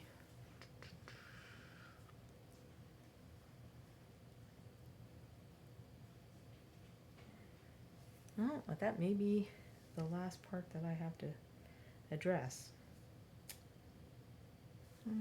I could. Now this is one of those things where, what am I painting this for? How much effort do I want to put into it? So there's more work I could do on this shield, but you can see that I had to turn the figure over to even see it. So if this is for my game table, why would I spend a whole bunch of time here? If this was for a competition, it might be worth spending some extra time there, because, you know, the judges have been known to look at things from different angles to see if you gave them a full level of finish. So you don't always have to go like crazy detailing things, but you should definitely like paint the undersides of things that you want to enter in a contest. And I had never, you know, brought out the details in the wood down here. I'd done general shading and highlighting, but I hadn't come back in and filled in those cracks. I also probably didn't do enough lining around there, but there's some, I think that just the metal flake got down in the crevice a little bit. And if you hate lining, I want you to read the blog entry I'm going to put up tonight or tomorrow because I will explain why it's more realistic than you think. And it doesn't have to be done in a way that's cartoony. So I encourage you to give lining a try. It's kind of the single thing you can do that's going to make the biggest difference in basic figures. So even if I was showing this figure at the beginning of the stream, and she does actually have a small amount of lining, but if you go on the post about her, and there'll be a link to that in the one that I'm going to put up tonight, I digitally went in and added lining, and I also digitally went in and added deeper shadows and some more highlights and stuff like that. But I did those on separate layers so that I could separate them out and have pictures where it's like, okay, this is just with more lining and this is just with more contrast. And when you look at them side by side, if you want to say what is the more effective thing of a light level of contrast or doing lining, and the lining was more visually effective. So to fix this miniature or improve this miniature, just adding lining would already have a big impact, even if I didn't want to do anything else. I mean, and not that this is like a totally terrible miniature. I think that this was a nice idea where I realized that where water has been over the sand is darker, and I add a little bit of gloss for the water. Made the towel out of hold it up, tissue paper. I think if you use tissue paper and white glue, you can get some kind of fabric effects. I have another piece that I did not bring with me, but I'll try to remember to bring it another time, where I made a canopy for, if you're familiar with Jewish wedding ceremonies, they have the huppah that goes, the bride and groom stand under there. So I originally had tried doing it with a mesh material and still using white glue, and I really didn't like how it came out. But so I pulled it off later and redid it with tissue paper, and it worked really well. And you can even set it with like little wrinkles in the cloth and stuff. You can do some neat cloth effects with just tissue paper and white glue. But then this is the figure that I contrasted it to, and it's not like I painted this one, 3 years after this one. They're within months of each other. This one I just was painting on a really tight deadline for a contest. So if you are painting something for the contest, my advice would be start now. Don't hamper yourself by waiting until the week before you're leaving for ReaperCon or whatever event that you're going to. This happened to be an online contest, but so I had like 2 days, and it just wasn't enough time to really be able to look at the figure and see if there were problems and address them. So I probably thought this was fine when I did it. I probably thought it was very similar to what this one ended up being. I just didn't give myself enough time to look at it and see, oh, no, there's not really that much contrast there. There's not enough lining. There needs to be, maybe that swimsuit needs to be a bit darker, be more like the green on the towel. And so it stands out a little more from her skin, stuff like that. I can see that this girl has a chip on her foot, but I don't think I have that color with me right now. So I don't know. I mean, I'd probably fix the base of this guy, and since I was adding green to it, I would probably change it over so at least some of it was grassy. So I guess I could see if I could mess around with that for a minute. Just see if people... Are some of you going to ReaperCon? Are you working on contest entries for online? Or because that's not the only... Reaper does the quarterly contests, and there's all kinds of online contest events as well. So you don't have to be going to ReaperCon to go to a miniature painting contest. If you are interested in going to a contest or show live, my general post about that, I've found all the events that I could. Most of them, the ones I found, are in the US. If people know of events in other parts of the world, I'd love to know about them so I can add them and get the word out and try and get more people out to events, because it's fun. It's fun to hang out with people who enjoy the same things you enjoy. Like, it's just fun to hang out with other miniature painters. Can you see mine a bit closer? Oh, the girl with the bathing suit or the other one? Tell me which miniature you want to see, Ben Menkpa, and I will be happy to give you a closer view.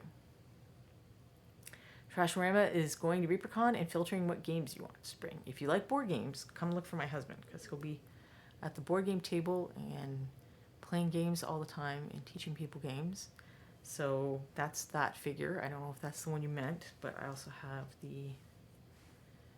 this is from the Keltos line, Ariu, the champion, great sword champion, I think. The bugbear. Okay, the bugbear is what I've been working on all stream. So if you want, you should go back and look at the rest of the stream, and you can see more about the bugbear as well, and how I've been improving his paint job.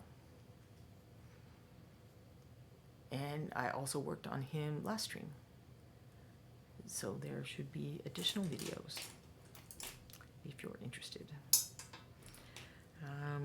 So now I'm just gonna, I mean, I could repaint the base completely, or I could just kind of say there's just parts that I would probably want to put some dirt onto. I'm often kind of patchy with bases. Let me just get a darker color as well. When I was talking about variety, I think that works well for bases too, where you don't just want to have the same color all over the base the way it is now. This is very dull. If you mix it up some, that helps a lot. And there are lots of different ways to do that. But one way I like to do that is this, where I start with the initial coat and I just kind of work other colors in as I go. And then I probably do some shading and refine it up. I may need to, oh, that's true, I forgot to do his little claws too. But I would probably want to do this part first. Otter Mama 3 says, no ReaperCon for us this year. We have a wedding to attend. They hope to come next year. Well, I hope you get to come next year too. But I also hope that you have fun at the wedding. Those can be fun. I mean, there are fewer miniatures, except on the cake. Sometimes there's little people on the cake. I've never done it, but I know people have painted miniature figures to go on wedding cakes. I've repainted a statuette that was a wedding gift, but it was much larger than the figures that would go on a cake. And I didn't paint it completely. It was just painting to add, you know, change the hair color to the color of the bride's hair. And the groom was in the military, so adding on his medals and honors and stuff that would be on his dress uniform.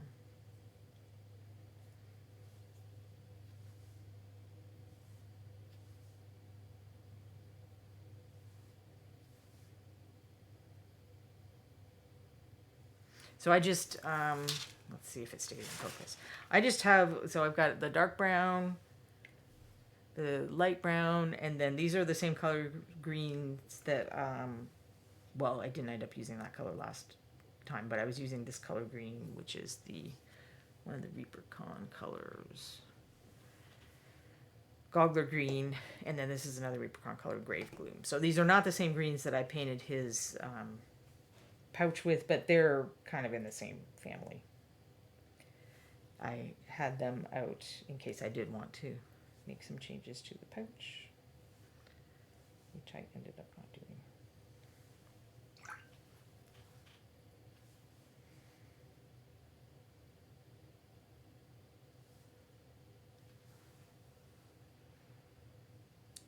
Our mama says she will be taking a travel kit to the wedding so she can paint in the evenings. That's a fun idea. I did that when we went to Florida, and I'm old and my feet hurt easily. So at night in the hotel room, I would hang out and paint sometimes. Definitely my luggage got searched on that one though. I even had a little lamp that I brought because if you're going to be in a hotel room, you will probably want to bring a lamp. They often have very terrible lighting. I know a lot of the painters I know. I'm someone, I like to hope, when I'm bringing something to a competition, I like to finish it beforehand. So when I get to the con, I can just hang out with my friends and have fun and not worry about my entry. So some people like to paint right up to the last minute, and they're in their hotel room painting away. And the people doing that will often paint in the bathroom, because that's going to be the place that has the best light in the hotel room. But I really only, other than that trip to Florida where I was just painting for fun, so it was just, it was not like a high level entry type painting. I've only done it once, and I think I brought my own lamp. Mist Imp says, I'm hoping for next year. Unfortunately, I work in a tourism-related industry, and ReaperCon being on a federal holiday makes it hard. Yes, that does make it more challenging. It doesn't seem to matter when they change it to. it doesn't work for somebody, but it's unfortunate that way. I've tried to organize events and I understand the pain. Even organizing an event for like 60 people, it's like no matter what I do, it's a crummy time for about a third of the people. A third of the people love it, and another third are like, whatever.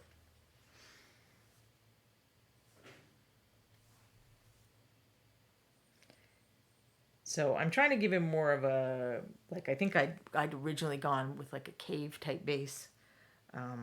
So I'm just trying to make this look more like a, creepy forest or just outside of the cave, something like that. But it helps me bring in the greens so that, this green backpack and having green in his skin doesn't look as weird. And I'm not even sure if there needs to be just more green in his skin. Maybe I thinned it down too much or I was too subtle. I don't know. I like to have color in the skin. So I look forward to seeing those of you who are going to ReaperCon there. If you're not, everything I've heard, it sounds like they're planning to do some online stuff. And even if we don't manage to do a ton of stuff, I very much suspect there will be another Reaper Virtual Expo. So there will be another online focused event.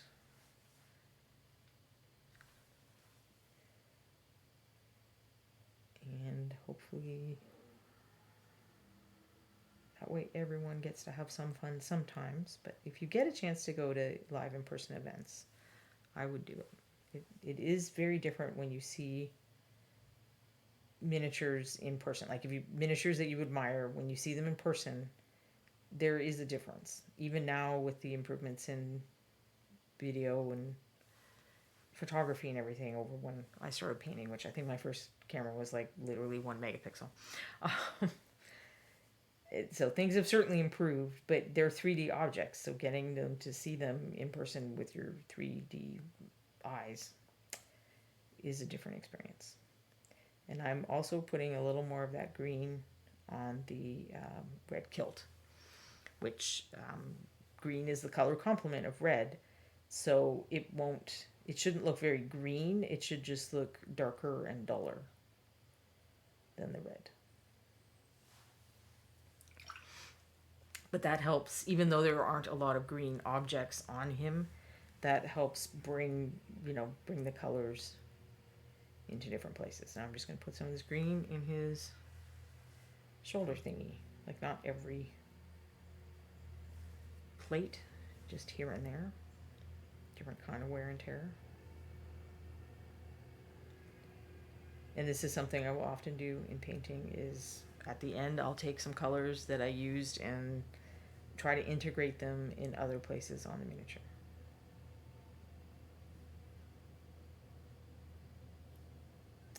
It helps things appear as if they're being lit under the same light source.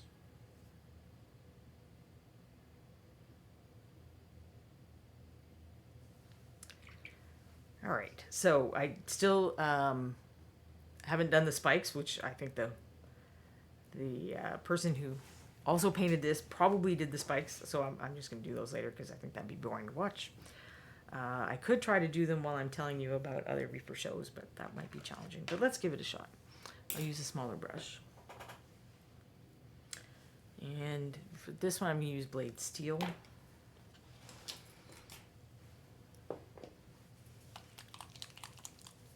Which is also one of the Bones colors.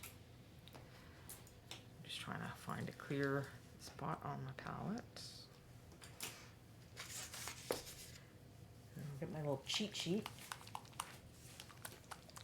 of other Reaper shows. And then I might show you a couple photographs.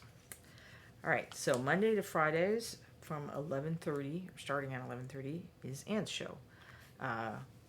That is called Reaper Toolbox Pro Tips, I believe. Reaper Pro Toolbox. Something like that. For some reason, I'm forgetting.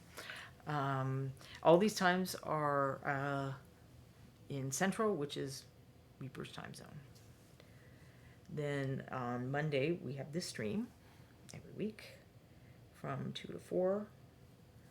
On Tuesday is the Crow's Nest, which is hosted by Michael Proctor, the painter, and Jason Wiebe, the sculptor, and they talk to people in the industry or painters, or just, I mean, they've talked to pretty much everyone at Reaper, the art director, Ron, Ed. I don't think they've managed to lure in Dave yet, but they're working on it.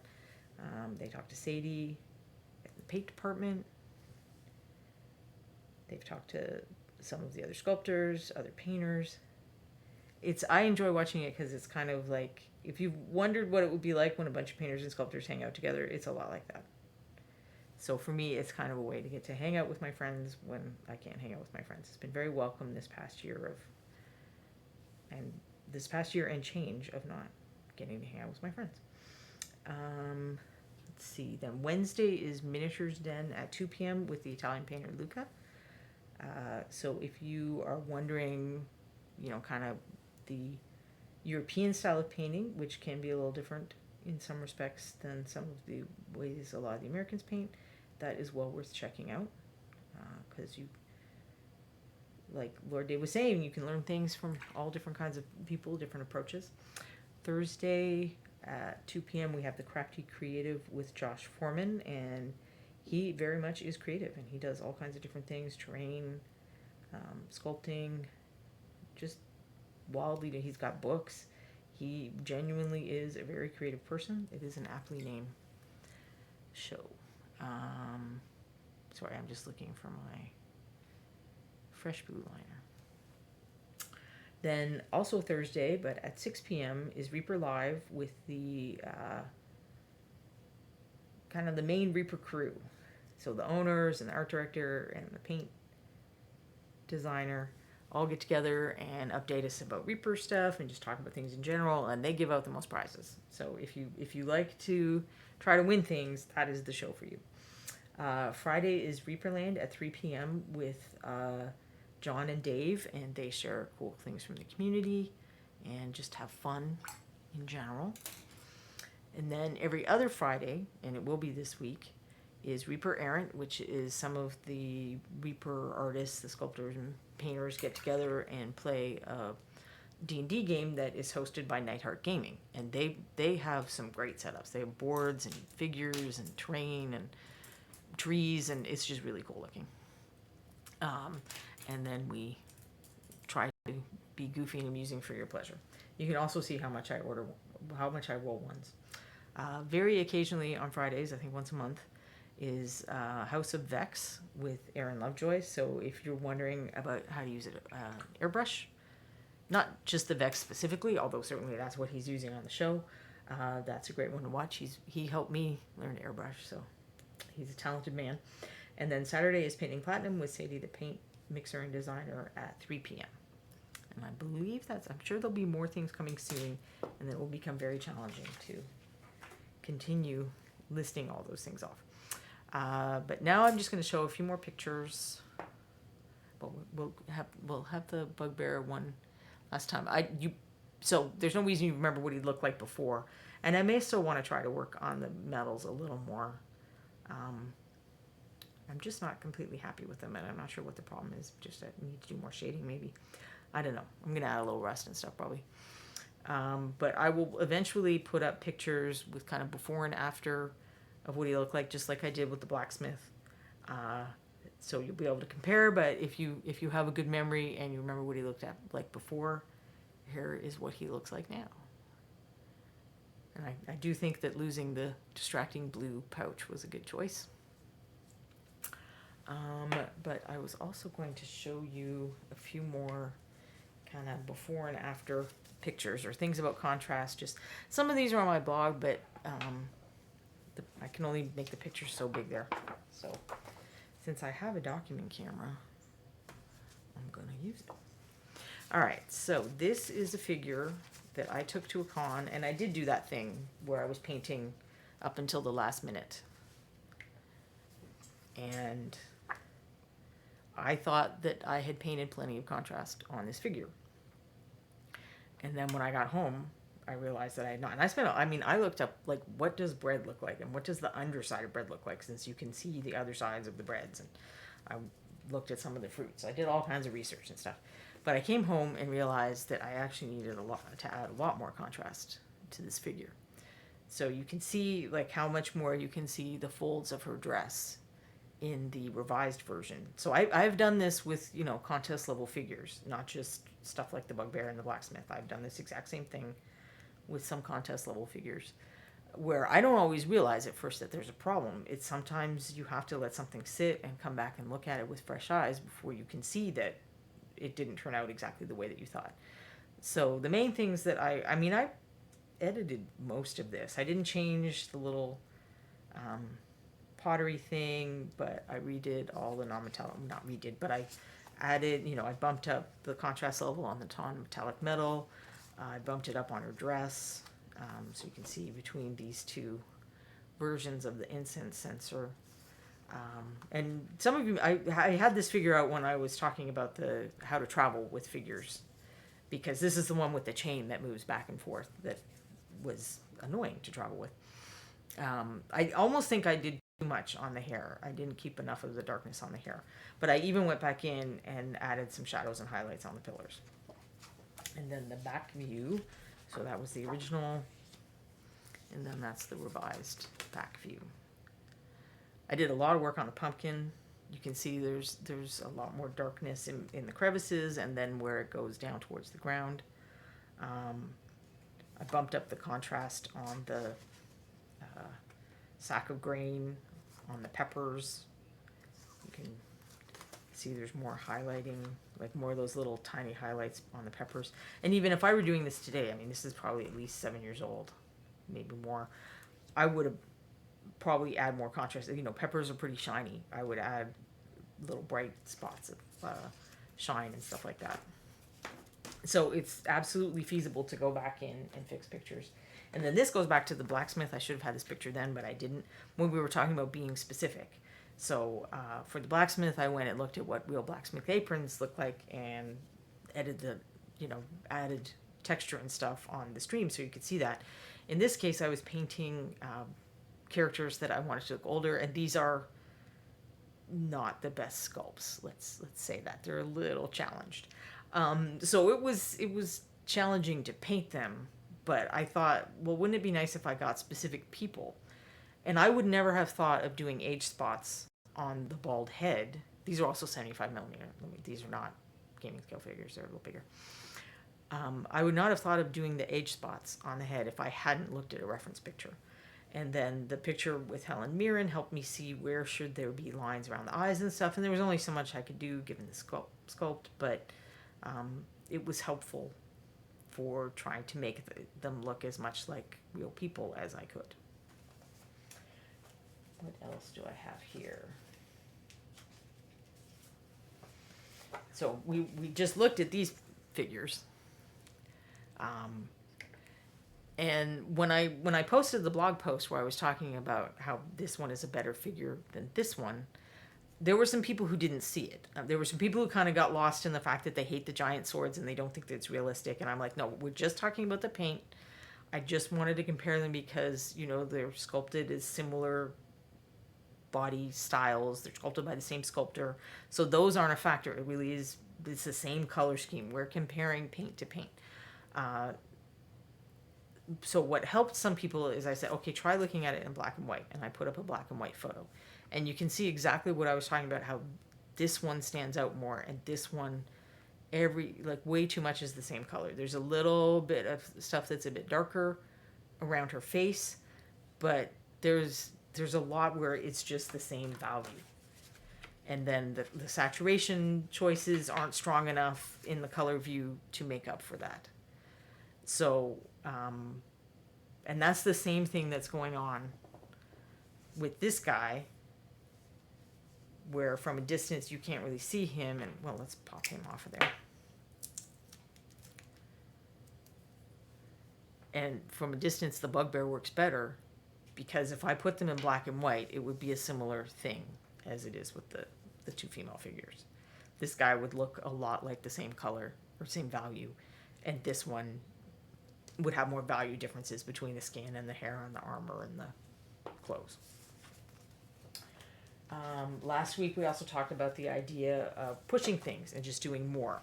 And this is an example of more the traditional contrast type thing, where the main thing I changed, I don't think I even changed the face at all on this, but you can see that there's a lot more of a difference between how dark the highlights on the hair are compared to how dark the shadows are, or how light the highlights are compared to the dark. So I push the extremes there. I push the extremes on the outfit. This line of shadow is much darker than it is here, and these highlights are much lighter than they are here. You can't see the wrinkles on the arms as well as you can on this version. This area is much darker, and that makes her legs appear more round. So this looks flatter because it doesn't have that same level of contrast. So Nefarsis says, that is really interesting, using black and white to view the contrast. I will have to try that. Yes, if you have your own figures, so do it with your own figures, but also if you see something from someone that you like online, particularly if you're someone, people say, well, I don't like hot contrast. Okay, take some pictures from artists you admire and turn them to black and white, and okay, check how dark are they in their darkest shadows, how light are they in their lightest highlights. Are you sure they're not using a lot of contrast? They're probably using a lot more contrast than you think they are. They're just really good at knowing where to put it so that it looks natural, because it is natural. When people have light hit them, and there are parts of their bodies that are not receiving light, and there are parts that are receiving more light, and we exaggerate that in miniature painting. Honestly, most artists exaggerate it, but we have to exaggerate in miniature painting because our figures are so small. So you're not going to see the wrinkles on shirts and stuff in a figure of this scale unless you exaggerate it a little bit. And this even probably should be exaggerated more, because this is supposed to be like some kind of futuristic, shiny latex or something like that suit. So it should look like outright shiny, not just highly contrasted. And it's closer here than it is here. But there's even, like, I could pop this with like really bright highlights in some spots and increase that impression.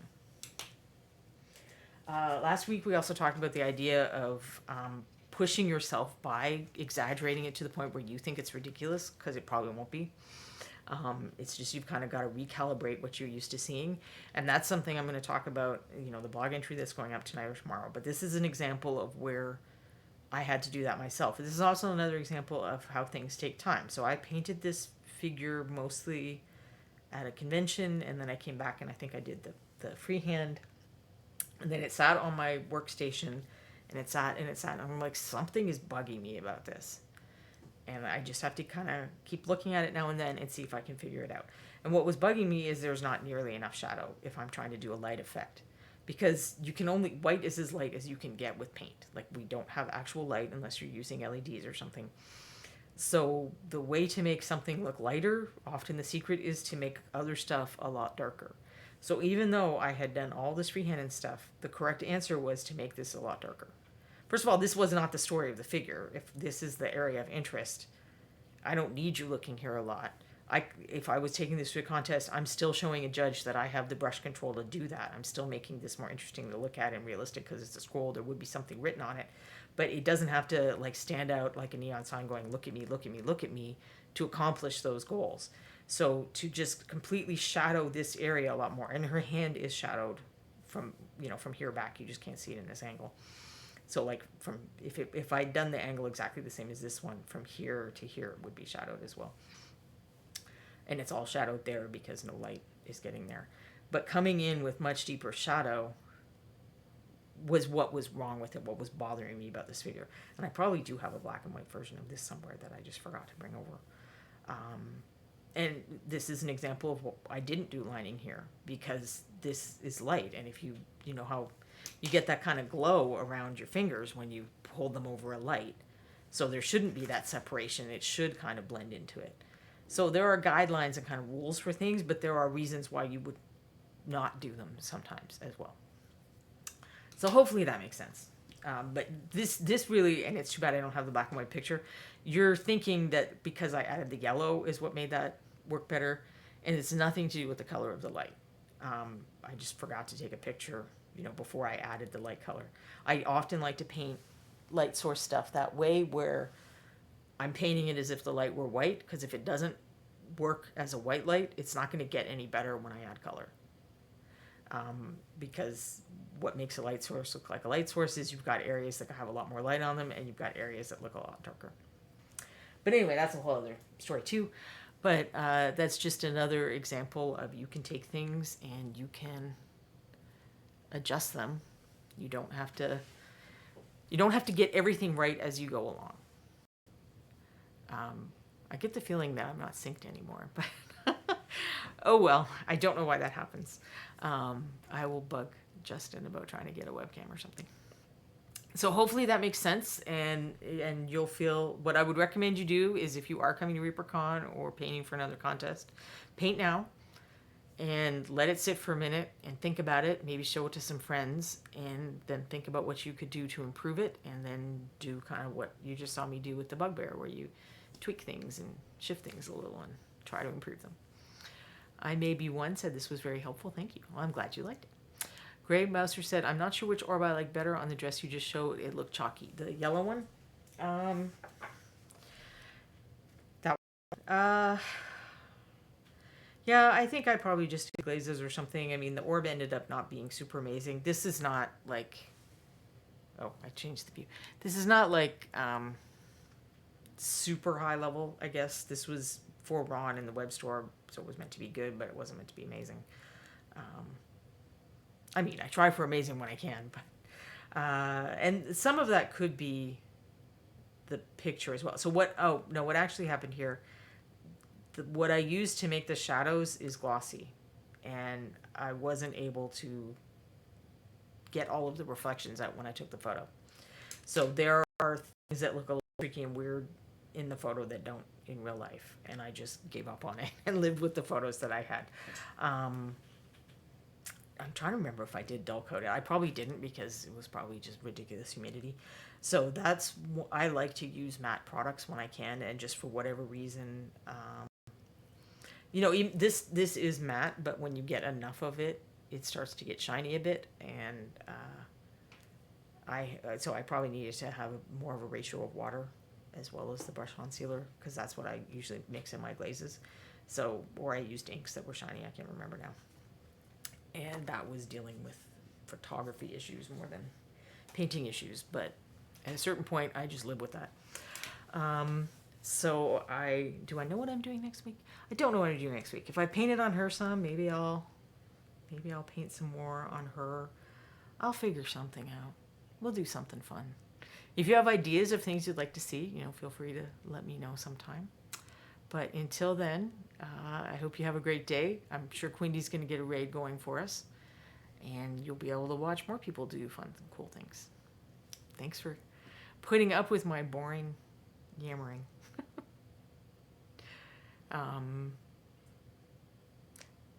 We're going to raid Carrie Michael Crosby. So say hi, spread the Reaper love, and I'll see you next Monday. Thanks, Quindy.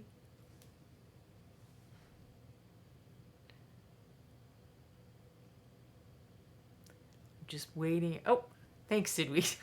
I don't know. I feel boring sometimes. I'm just waiting for the raid to go over. There we go.